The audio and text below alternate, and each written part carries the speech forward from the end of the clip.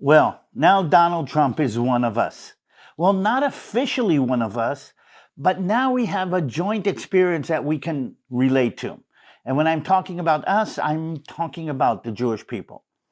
Those of you who've heard me say this before can relate to this, but there's a theme that goes through all Jewish holidays, all Jewish celebrations. It goes like this. They wanted to finish us off. They didn't finish us off. Let's celebrate. They wanted to finish us off in Passover. It was the Egyptians. They didn't finish us off. They wanted to finish us off in Purim. By the way, it was the Persians or the Iranians, and they didn't finish us off. And now we have a celebration. In Hanukkah, by the way, it was the celebration of the Greeks trying to finish us off and not being able. And now we can have a celebration with Donald Trump. They wanted to finish him off. They didn't finish him off. And let's celebrate by making him the president of the United States. He's now I'm going to say, a symbolic Jew. And it's very interesting in my mind that he actually acknowledges the fact that just like we celebrate on each and every celebration, just like we acknowledge the fact on each and every celebration, he acknowledges the fact that it was God who actually saved him. It was God who saved us in Passover. It was God who saved us in Hanukkah. It was God who saved us in Purim. And it was God who saved President Trump from the most botched assassination attempt that I can think of. And I want to use a couple of minutes to make a couple of connections that I find fascinating. First of all, I do want to talk about the assassination attempt, especially based on my experience as the bodyguard of the Israeli ambassador in Paris, somebody who's done that kind of events before. And I want to make a special connection to the whizzing that Donald Trump heard and a company called Whiz, and see if we can tie this all together, because this is the Balagan connection. Let's start off with the assassination attempt. I have been in rallies like that numerous times. I've been part of the security detail on bigger rallies, and I've been the head security detail on smaller events. And anytime you go to a multi-person rally like that, you go there a week before, a month before, you stand where the podium is going to be, and you go, this threat is from here, that threat is from there, this is where I come in, this is where I go out, and you actually assess the different threats and plan how to react to them and how to, disengage them as much as possible.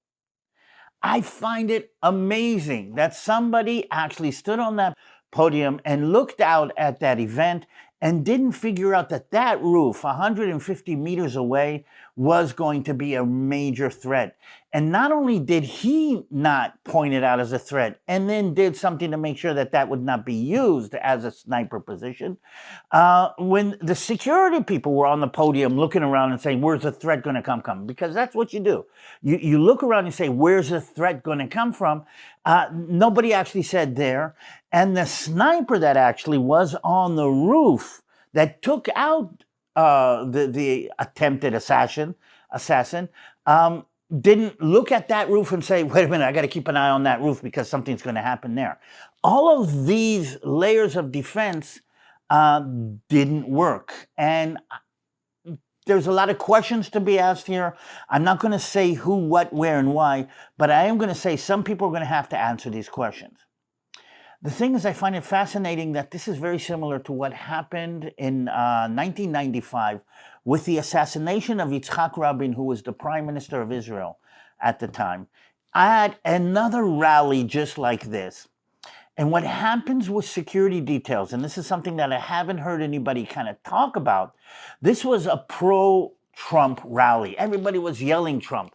The friendship and the support and the love that was being radiated from the people actually in some way must have impacted on the security detail.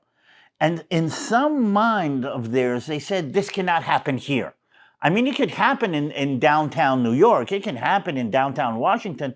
But in this environment, this friendly environment, the most friendly environment that you can think of, It's not going to happen here.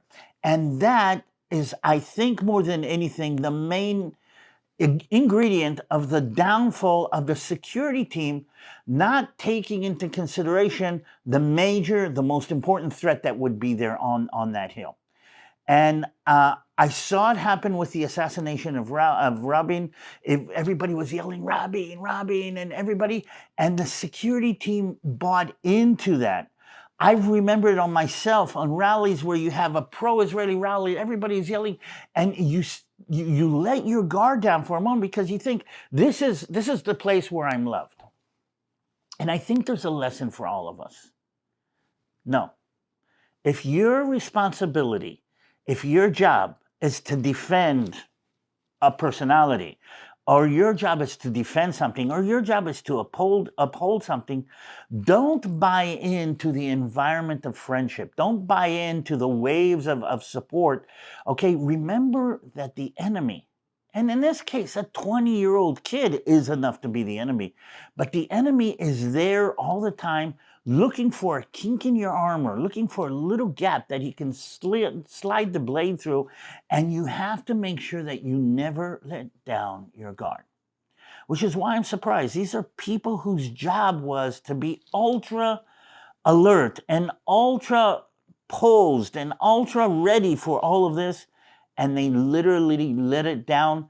I know there's a lot of people who think that this is or might be a conspiracy, and again, I don't know enough about the details about who this guy was and how it happened, but the fact that there was this big a gap in the security means that somebody was not doing their job correctly, either on purpose or just out of serious neglect. It's fascinating that Trump did acknowledge that it was God that saved him.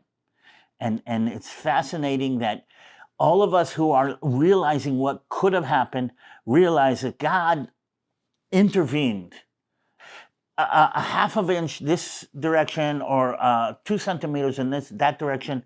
Everything could have been different.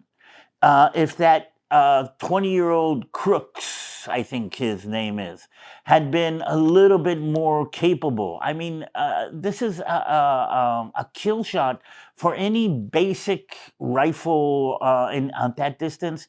And the fact that that bullet did not take out President Donald Trump means, in my mind, that God has put Trump in that place. And that means, in my mind, that at the end of this process, we will see another 4 years of a Trump administration in the United States and overlooking the world or overseeing the world itself. And from an Israeli point of view, that is critical. That's critical for the future. That's also critical right now because I think everyone around us is seeing that. The Iranians, the Chinese, the Russians, the Hezbollah, the Hamas, all of that are seeing and knows that the clock is ticking down to a Trump administration, and we all know what a Trump administration is going to be.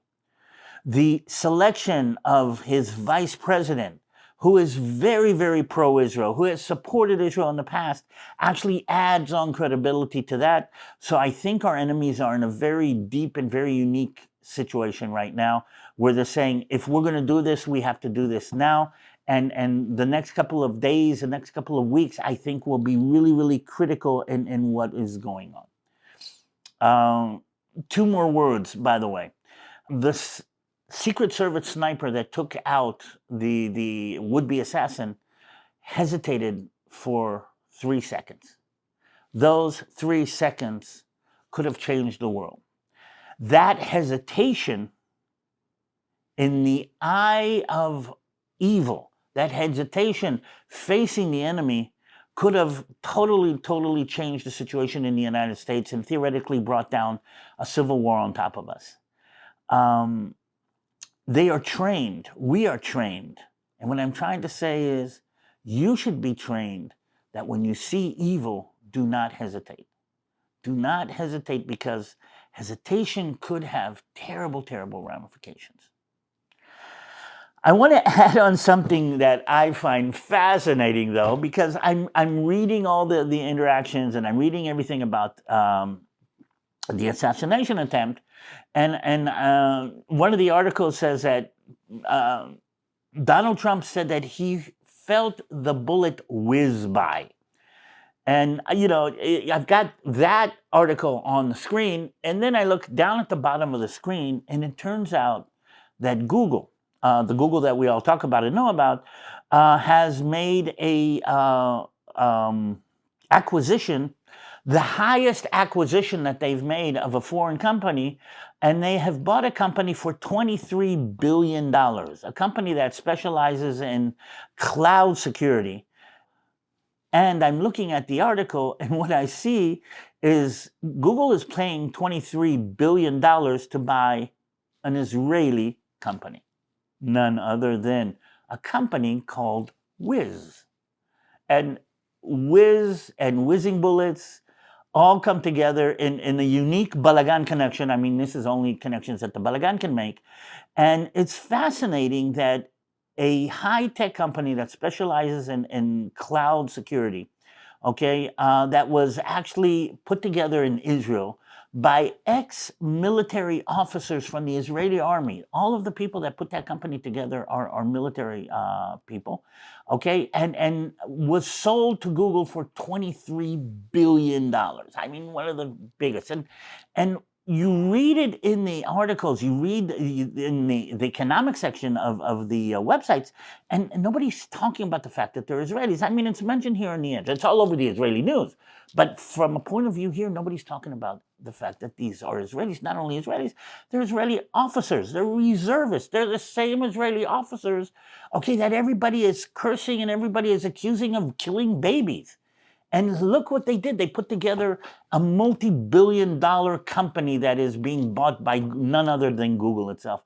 And again, these are the kind of connections that I find fascinating, that God has created this special little people that have actually suffered so many times when we felt the bullets whiz by, or we felt the situation whiz by, or we were tried to be taken out. And we survive again and again as a people. We survived again on October 7th. And we've not only survived, but we've become a contributing, positive, creative asset for the world as we know it today. Our enemies cannot say that. Most countries cannot say that. And look at where this tiny little country of Israel is. And I cannot help but think that God has given us this blessing for a very specific reason, that we have a very specific role to play. That being said, the situation in Israel is a little bit complex. The hostage negotiation is going on, and it's getting mixed in with the politics. The situation in the north is like this in-between war that hasn't really broken out yet. And there's this feeling that everybody's waiting to see what's going to happen on the political fold. And that I don't have anything really, really new to say besides that's the situation right now here. And I'm glad to say that we're looking forward to another 4 years of a Trump administration, but I'm already going to put it here. After those 4 years, I don't see the chance of another Republican administration in the White House in the United States with all of the ramifications for that. So I think our enemies are realizing it's either now or never. I'm very curious to see what's going to happen with the Chinese in the South China Sea. I'm very curious to see what's going to happen in Ukraine and how that's going to play out. That being said, we're getting closer to the anniversary of the 7th of October attack. And I want to remind everybody, I will be leading a tour to Israel, basically to be on the hill, on our knees, overlooking Gaza on the 7th of October at 6:30 in the morning, exactly a year after the attack, and literally crying out to God for peace in Israel, peace in the Holy Land, peace on both sides of that border, reconciliation, and more than anything, that God will send the Prince of Peace himself and take over everything that's happening in the Middle East. That group will also be traveling up to the north to pray in the north. We will be touching a couple of places where we will be learning about the conflict. We will be doing or participating in memorial services. We will be visiting some sites. I think we've got an archaeological dig put together. So if you are interested in connecting to that, there's a link down below to the Gijón Springs website. Gijón Springs is a ministry of Jeff and Karen Johnson, and this is under their auspices. I will be leading it together with Tom Hughes from Hope for Our Times. So if you are interested in being in Israel on the 7th of October with us on that hill, praying and worshiping, then please reach out and we can kind of make sure that that happens. In the meantime, take care of yourself and thank God that that bullet didn't move a couple of inches over. From me, from David, from the Balagan Connection, from Gijón Springs, hope to see you soon.